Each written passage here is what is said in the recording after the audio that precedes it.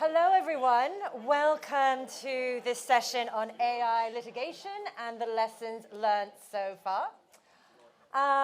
My name is Leslie Landsman. I will be your chair. If I were to give our wonderful panel here the introductions they deserve, we would be here for most of the time that we have allotted, which doesn't seem very sensible. So in the interests of expediency, this is Emily, this is Chris. Hopefully you can see the speaker bios, and we are here to talk about AI and litigation. I gave this slide to PLS 2 days ago, and it is already out of date, having 2 new suits been filed in the interim, one in the Second Circuit on the East Coast of America and one in Denmark. But as you can see, there are quite a bit of litigation going on all over the world, everywhere. However, if you think about it, we're looking at what? A little bit over 40 suits in the States, 10 so around the rest of the world. Considering the greatness of the Great Scrape and how many rights holders were involved, it seems a bit strange that there aren't even more. So what are some of the challenges to litigation, and what are the challenges that rights holders are facing in terms of getting any kind of remedy in the courts? Chris. Right, so I'll kick this one off. Great to be here, Leslie. Thank you very much for having me, everyone. So yeah, we thought we'd start the first bit off with kind of practical issues and practical procedural difficulties with bringing this sort of claim in court. And I think what I'll say is hopefully going to be sort of refreshingly simple, because the points aren't difficult. I think the first one is that sallying forth in high stakes, bet the farm type commercial litigation is basically not attractive to very many organizations. It can be inevitable, but it's just a very unattractive thing to have to do. Lots of reasons for that. Expense, senior people's time at these organizations are probably the two biggest ones, but also the duration of this process. As I was kind of preparing for this, the last time the US Supreme Court did a big fair use technology case was a case called Google and Oracle in 2021 that was decided. It was to do with APIs and the Android operating system. It was decided in 2021, but the first district court hearing was in 2010. So it took 11 years for that case to come to a conclusion. If you kind of apply the same timeframes to what we're seeing at the moment, what that suggests is final resolution of these cases in the mid-2030s. It's unattractive for that reason. I guess the second point is that think about what you have to prove when you're bringing a copyright infringement case. You have to demonstrate that copyright subsists in the work you're trying to protect. That can be easy, particularly if the jurisdiction you're talking about has a registration regime of some kind. Then you have to prove that the other side infringed those rights. I think we'll get onto some quite interesting distinctions between the types of cases, but a huge point of similarity is that the respondents in these cases are all typically the world's largest cloud computing companies. Cloud in this context means someone else's computers. You don't have access to what happened, often in a totally different jurisdiction from where you are. So you have to bring a more difficult inferential case about what they did, what exactly the infringing acts were. It's more difficult to make those arguments in the cloud context. The UK bit of the Stability Getty litigation was mostly about, where did the infringing act take place? In the cloud somewhere in America seems to be the answer, but it's difficult for that reason. Final point, I guess, just to wrap up, is the legal points we'll go on to discuss, fair use, etc., are very unpredictable things. At the end of the day, the lawyers will say it's what the person in the funny wig and the black dressing gown thinks. We saw an about turn in the judgments in TR and Ross. I think these are inherently uncertain legal arguments. So, those are the practical challenges: time, cost, expense, the cloud environment, and the inherent uncertainty of these legal principles. That's what I'd say. Yes, I think there's definitely are some steep barriers, particularly trying to maintain that time and that cost over that length of duration. I don't think few people have the appetite for really to keep that litigation going. But that said, we have had a few initial cases decided, and most recently we have had 2 on fair use, bringing our big total out of the 45 cases in the US on judgments on fair use to 3, 2 on generative AI and 1 on non-generative AI. Here is just a little bit of a primer, so to speak, on the 4 factors of fair use for those of you who may not be so caught up to speed with some of the vagaries of the copyright defense to litigation, to copyright infringement that only exists within the US, that is called fair use. But Emily, fair use does seem to be what we're talking about right now, and it does seem to kind of be the substantive challenge to rights holders kind of getting their point across. Yeah. What do we have to say, and what have the courts been saying over the past week? So I have the job of telling you about the cases handed down last week. So I've got them printed out. I've got notes. And so let's see how we go. First thing just to note about fair use. So the provision itself has many more words than is included on this slide. But the essence of it is that a fair use of a work is not an infringement of copyright. So that's the kernel of the provision. And then there are 4 factors which the court must consider, and those are indicated on the slide, the 4 factors that must be taken into account. It appears that courts may also take account of other factors as well, in addition to the 4 that are listed. Although most cases, and you'll see this in both the Anthropic and Meta decisions, the judgments tend to be structured around each of the 4 purposes, or the 4 factors, I should say, and then with a conclusion at the end about how each of those factors sort of, when all weighted together, what it means for the fair use outcome. So bear in mind too that here in the UK we do not have fair use. As Leslie mentioned, there are a couple of jurisdictions that have introduced fair use exceptions. We are not one of them. So we will make some comments later on about what some of the arguments and outcomes in the fair use cases mean for the UK approach and discussions about reform.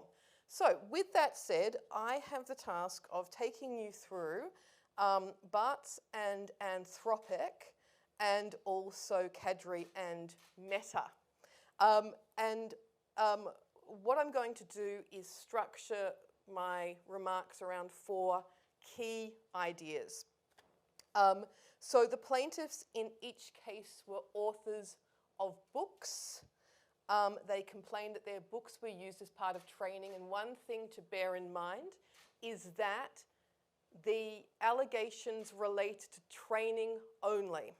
So there was no suggestion of copyright infringement in any of the outputs. Had there been such a claim, the case may have been decided quite differently, and in fact may have been far more straightforward in relation to some of the fair use arguments. But that's not what we're dealing with. We're dealing only with training, and indeed also some, to a degree, creations of libraries, research libraries, I think some of the companies refer to them as, or training data sets. So we've got sort of those, it's more of the input stage that we're interested in. The applications were for what's known as summary judgment. So that's when you make an application for a substantive legal point to be decided in your favour without the benefit of a fully fledged trial. And that sort of process can be particularly appropriate where the facts are not very much in dispute, so you don't need to benefit from trial. Chris, would you add anything to what I've just said in relation to summary judgment? Is that all we need to know? That's, that's all we need to know. Great. And in both cases, the defendant prevailed in its application for summary judgment. So, is the take home? Well, fair use applies to AI training and to the extent that we're thinking about licensing mechanisms and so on and so forth. To what extent do these early cases indicate a direction of travel in relation to fair use? I think one of my meta take-home point, by which I mean big, not the entity, is that it's very early days, and we really need to see over the coming years how everything plays out. But with that in mind, I might sort of head to key points of analysis. And I think one of the first ones relates to the way in which the cases were presented and the way in which the arguments were then analysed by the judges. And I think that we do have some indications about how not to run your case, because I do think it's fair to say, and in particular for the Meta case, that there were just some straight up mistakes in how the cases were presented, which I'll take you through. I think also, I have to say, I have doubts too as to some of the reasoning, the straight out legal reasoning in Anthropic, which I suspect may not survive any appeal. If there is one, certainly may not be adopted by other courts. So that's the first point. Second point, I want to talk about an idea called transformativeness. And this is in the first fair use factor. So in determining whether a particular use is fair, the judge will consider the purpose and character of the use, the amount and substantiality of the amount of the content that's been taken, the nature of the original work, and market effect, market harm. And transformativeness is considered often as part of that factor one analysis in relation to the purpose and character of the use, with the idea being that where a use is transformative, it's more likely to be fair. And that's certainly come out with analysis of fair use case law, that transformative uses are more likely to be fair. So what is a transformative use? Well, some of the language that appears a lot in the case law is that does the defendant's work add something new with a further purpose or different character? So add something new with a further purpose or a different character, or does it just supplant the plaintiff or claimant's work? And so if you think about this in the context of parody, you might have transformation both in the appearance of the work, but also in the message that it conveys. And that might be said to be adding new meaning to the source work. Bearing in mind that a finding that a use is transformative often affects the analysis of the other factors. So if you think back to parody, might say that for the nature of the original copyright work, well, if you use a creative work, that in sort of isolation, creative works, well, uses of creative works are less likely to be fair than of factual works, but that factor may have less work to do in a parody. With the amount taken, it's accepted that parodies need to imitate the source work in order for the parody to work. So we might accept that a degree of, that the amount taken can be at a level that is higher if that is necessary for the parodic purpose.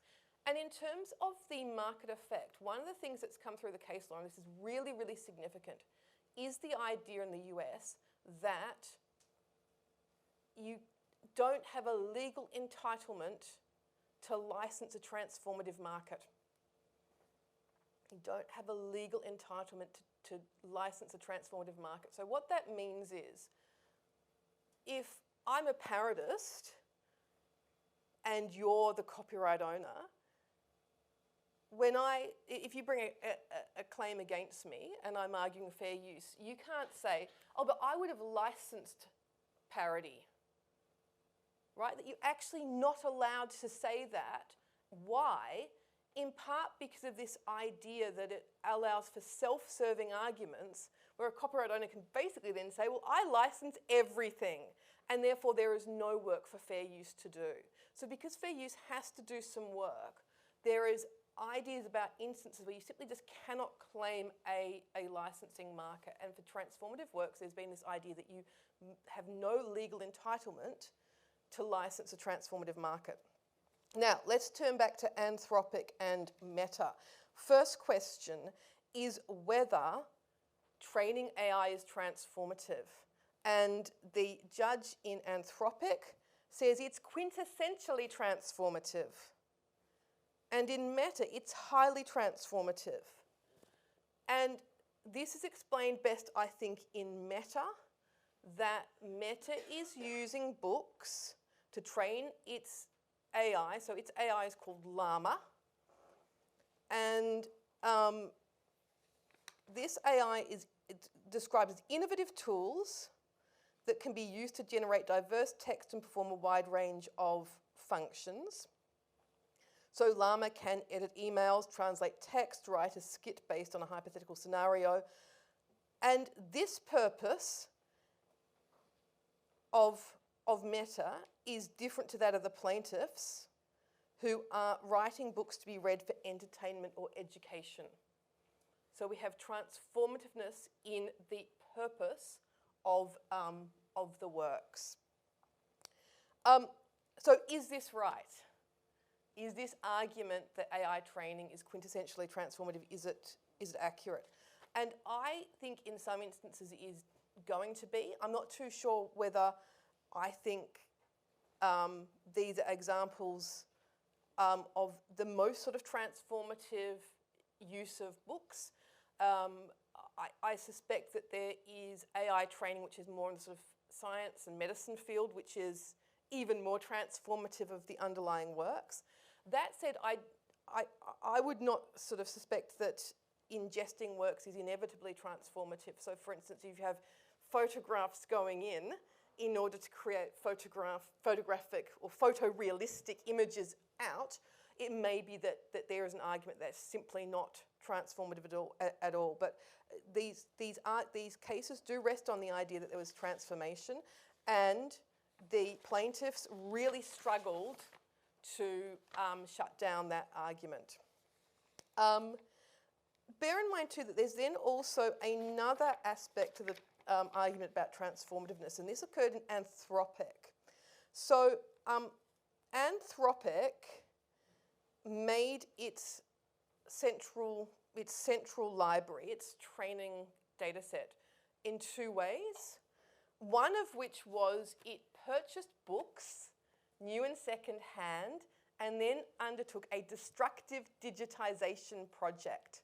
So what that means is that in the process of scanning, the original books are destroyed. So was that transformative?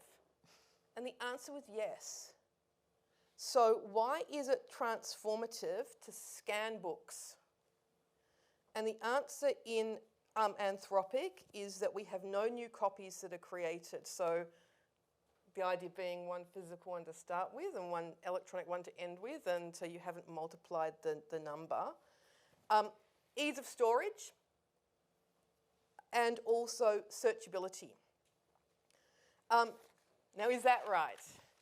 And I think one of the things to bear in mind, that the judge cites a number of cases, and there are others that he could have cited, where you have had changes in the format or size of a work, and it's held that that change has been a fair use. So one example is Sony and Betamax, which is a 1984 case about time shifting of television broadcasts. So you make a recording onto the latest VHS or beta technology. Remember those good old days, those of you old enough. So that's just making a copy of the work, but it is a fair use. Cases involving making small-scale images for search engines, for historical biographies and so forth, that was a fair use. And these cases are somewhat controversial, but I think they do reflect the idea that if, for instance, your purpose is that in certain instances, a mere change to the look or storage of the work can be a fair use. But I think that to the extent that you're reading from Anthropic, that the mere change alone is enough, I would doubt that. I'm not too sure that you could say merely digitising is transformative. It's why you're digitising. What's the broader purpose that would mean that this is a transformative use? And I think that the next point I'd make, and it sort of then leads into idea number 3, relates to, well, okay, so maybe these uses are transformative, but so what? Does that mean that that the fair use defence should be made out? And as I mentioned, one of the challenges is that oftentimes there's been almost a stampeding of factors where once transformative is made out, everything else either favours fair use or at least doesn't disfavour it. And I wonder whether that's something which AI is going to change. Just with more cases saying, yeah, it might be transformative, but when we look at market harm, it may be that nevertheless you have a transformative use that's not a fair use.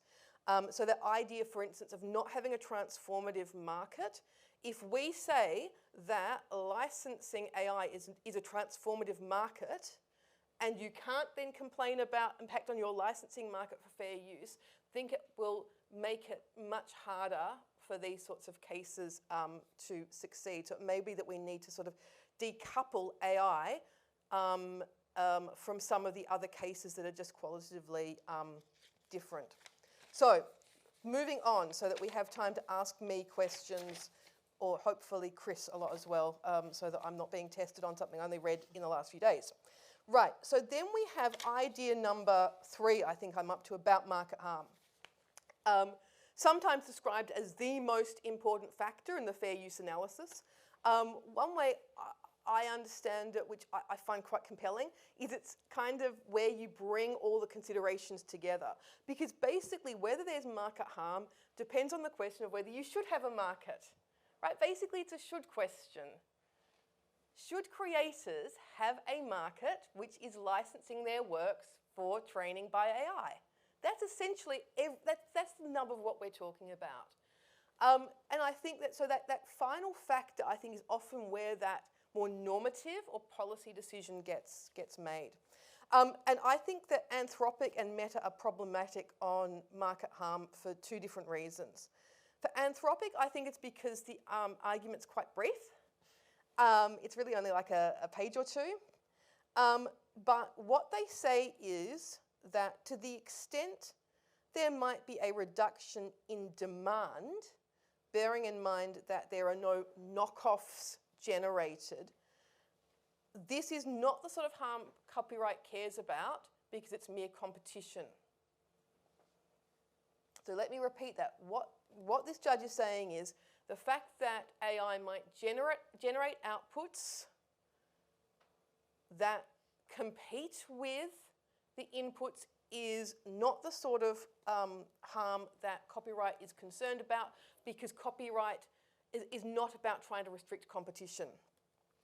I think that analysis is too brief and probably wrong, right? I think that there is some, I agree with aspects of the sort of, some of the high level idea, but I think it just requires much more nuance, which you see in Meta, by the way. You see much more nuance in Meta.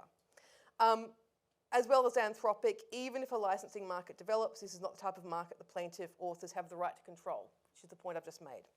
Meta, I think, does a much better job of explaining what the market harm might be.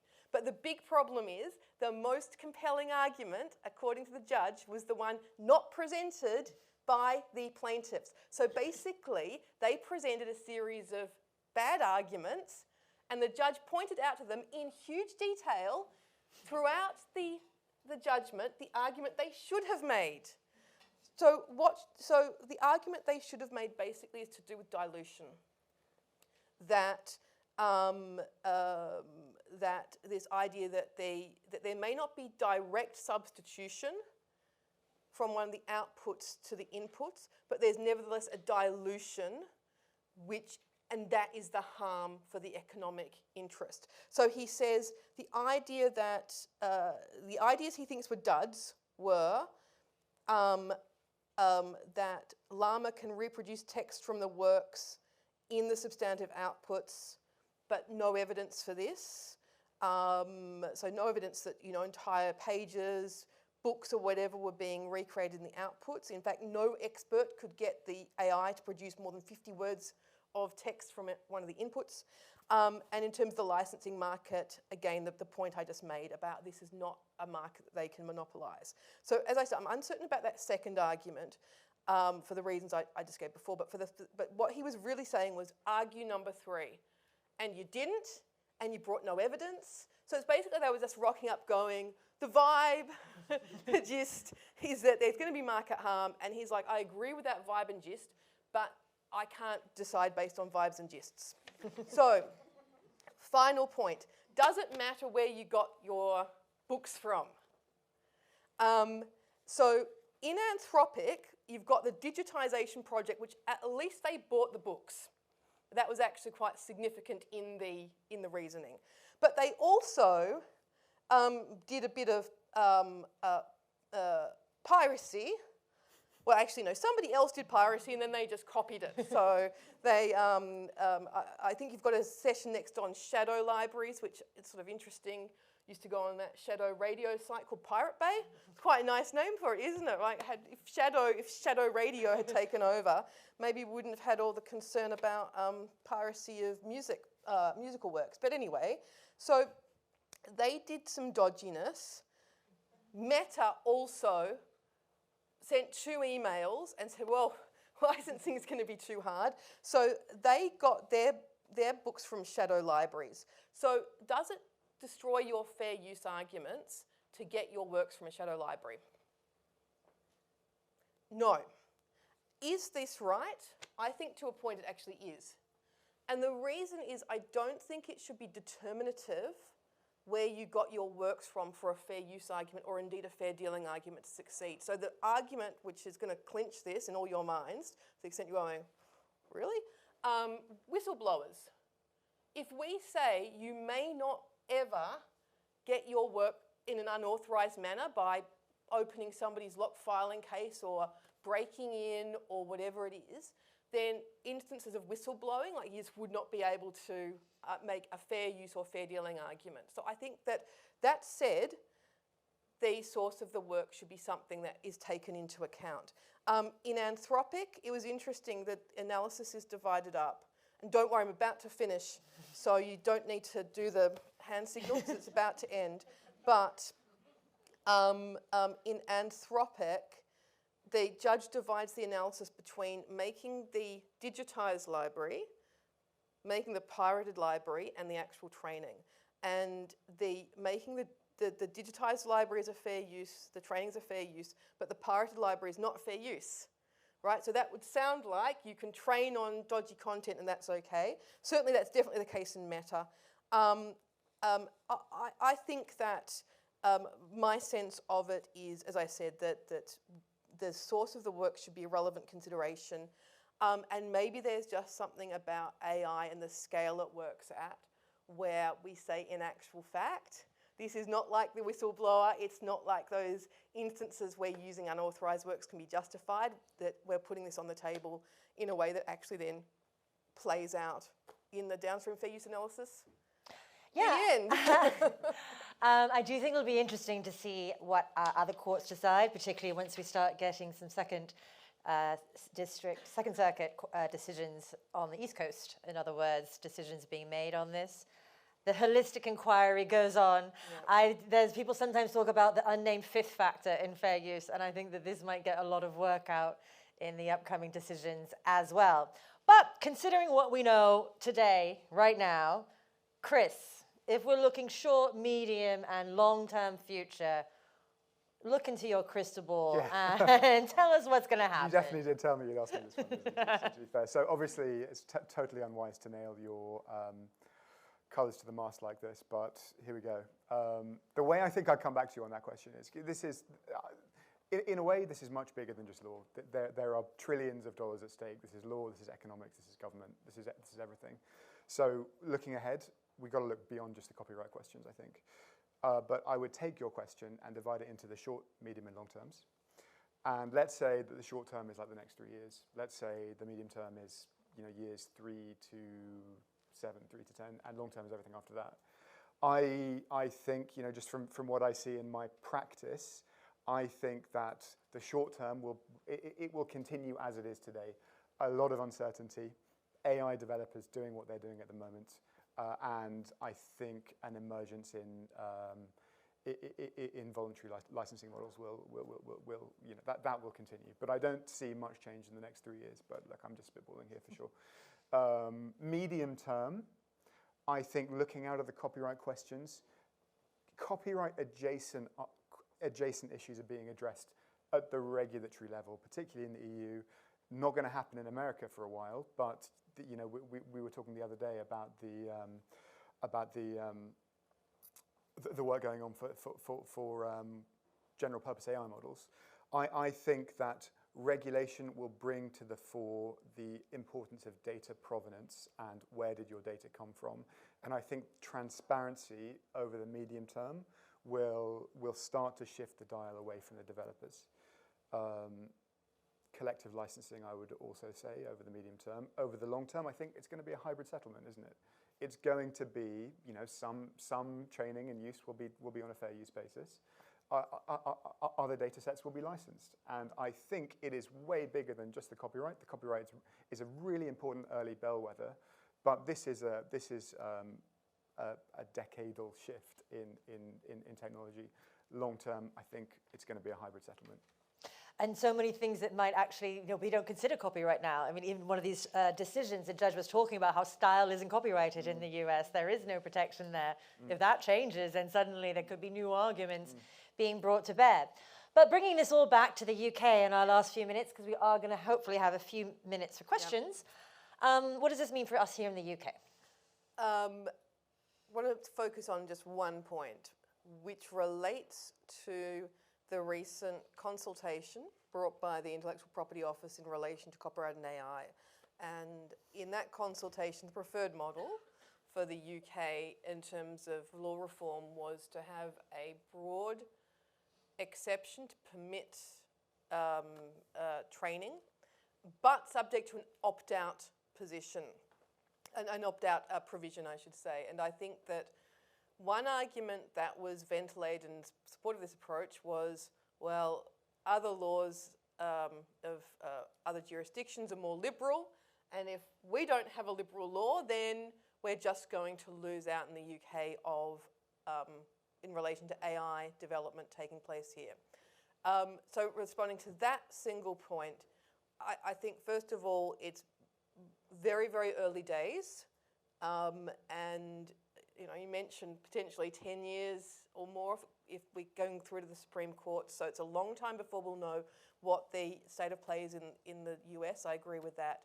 But I also think that to the extent we're concerned with supporting AI development in this country, I think that we have historically been, I can imagine the broad Australian accent with me saying what's happening here, what we are doing.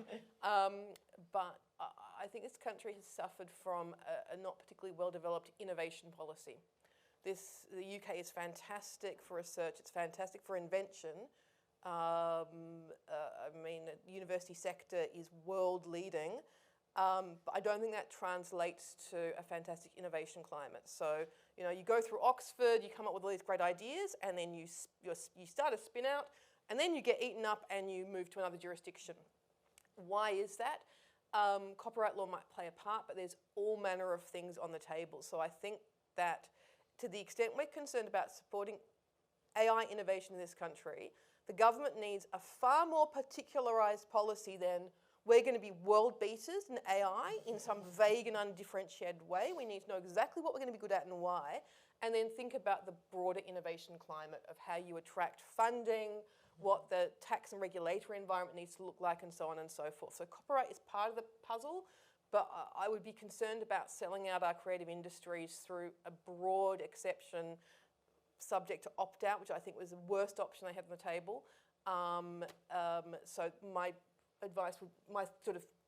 response would be just hold firm and let's do this process properly and not jump the gun that we should just emulate the US. Ironically, though, with a position that even the US probably isn't going to adopt in terms of it's kind of a bit of a free-for-all. Thank you both. I do think we have a few minutes left. So if we have any questions, I think there's a microphone somewhere. Perhaps we can just start here. Yeah.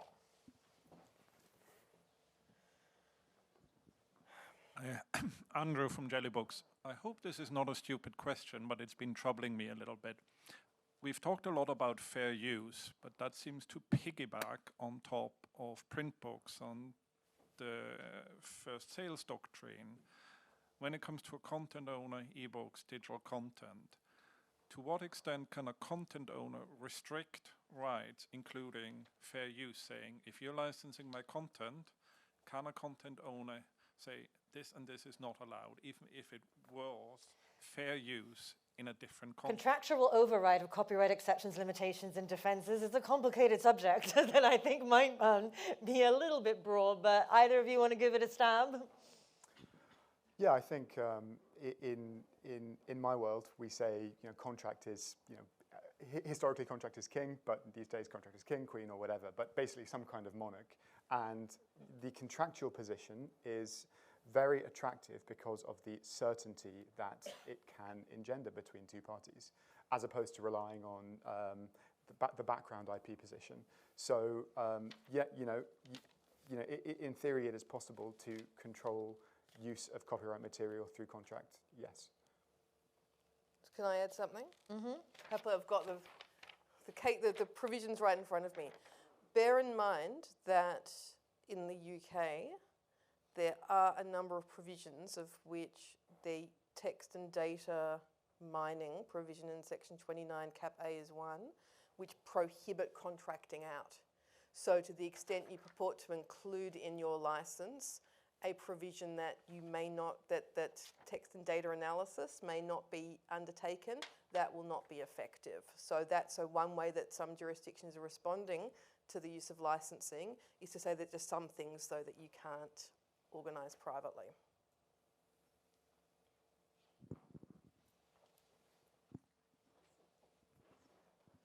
Thank you so much. Anita Hus from IFRO, the International Federation of Reproduction Rights Organizations. I have CLA next to me, which is one of our 161 members.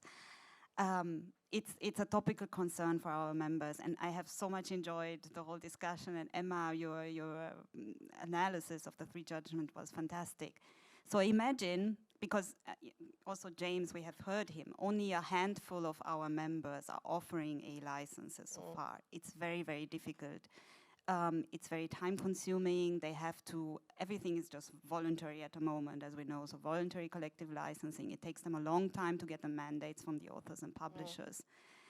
So Emma, imagine a CMO would hire you as their lawyer and say, I want you to draft an AI training license. They don't have anything yet. How would you go about both in convincing your rights holders, but also ensuring, in view of this insecurity of the court cases, that you will have a successful training license that actually complies with all these requirements and shows that there is a market harm?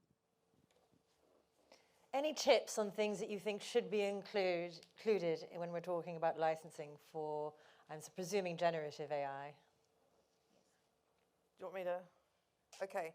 I think that a key thing that you can do is make sure, as a CMO, that you have the rights to actually offer the license. So I think that, and whether it's a CMO or indeed another entity that manages or has assigned to it rights, e.g. image libraries, e.g. publishers, if you're going to be doing any sort of collective licensing practice, it's making sure that you've actually got those rights. And indeed, this is another aspect, sort of almost like transparency extended, that I think a number of authors might be surprised to know that their publishers have entered into agreements in relation to AI without even telling them, bearing in mind that under comprehensive assignment, they may have the right to do that. But I think that would be one thing I'd suggest is making sure within your repertoire that you've got the necessary rights. I think the challenge is for CMOs and other entities is getting the getting the rights holders to the table. I suspect that's sort of like if they say, well, why should I pay you money when I can do it for nothing? And this is where I think I'd be talking to my the arm of my CMO that was doing lobbying in relation to transparency, I think first of all, but I think also quite likely to really get somebody, if in the UK we really want to get AI companies to the table, it may be regulation to prevent the distribution in the UK of AI that has not been trained in a lawful way, because that will get them to the table faster than just about anything else. And I suspect that's the difficulty at the moment, is you've got some players that have, I think you've got some players that are quite risk tolerant, because I don't think that fair use arguments are particularly strong for some entities, and yet they've just, they're getting pirated libraries and various things. And so I do wonder whether that's something in terms of a government intervention, but ultimately there's only so much you can do to people who don't really have to be at the negotiating table. So that would be my answer. Do you have Chris, any last thoughts? Things to think about in licensing, in Gen AI licenses. I mean, you can contract for anything. The points that you've got to think about the whole life cycle of the process, and I would say that people tend to forget about what happens at the end, so data deletion, data retention, that kind of thing.